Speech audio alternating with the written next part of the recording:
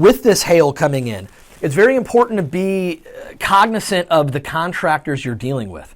So we've seen a lot of roof claims, a lot of hail claims come through, particularly in our state and several other states. Is about maybe 2 weeks ago, 2.5 weeks ago, there was over 100 tornadoes that touched down in the Midwest. So we've been kind of dealing with that, the cleanup of all of that. One of the things that come with that is storm chasers. And I don't mean the kind that are chasing the storm down to get it on film. I'm talking about the ones that come in, out-of-town roofing companies, out-of-town contractors, out-of-town paintless dent removal guys. Why it's important to really be careful who you're doing business with is some of these bids that we've seen, and because we see a lot of bids, we kind of know where the range is on roofs. And we had one recently where a client sent in a bid, and the roof was, I want to say, $28,000 for this house. And this house, I think, is like 1,900 square feet. And most of the bids we've seen for houses that size were anywhere between $13,000 and $16,000.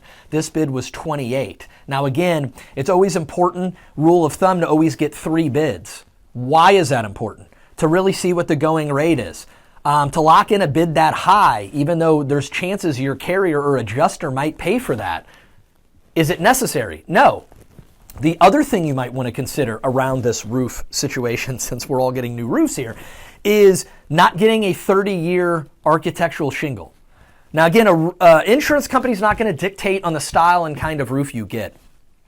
But knowing that insurance carriers, and in particular the Midwest right now, aren't offering replacement cost after 15, in some cases 10 years, there's no reason to get a 30-year roof. They know it's going to get hit by hail within that time, and you're also not going to be insured to 100% of the value. I understand why a roofer wants to sell it. It's more money. I understand that sometimes a 30-year roof may be more durable, but in the event of the hail we've been seeing in the Midwest, it really doesn't matter. Just shy of a metal roof, it's going to be damaged. And so to run up a $30,000 claim when you might need a roof again next year isn't always feasible. So do your research on who you're dealing with as far as contractors.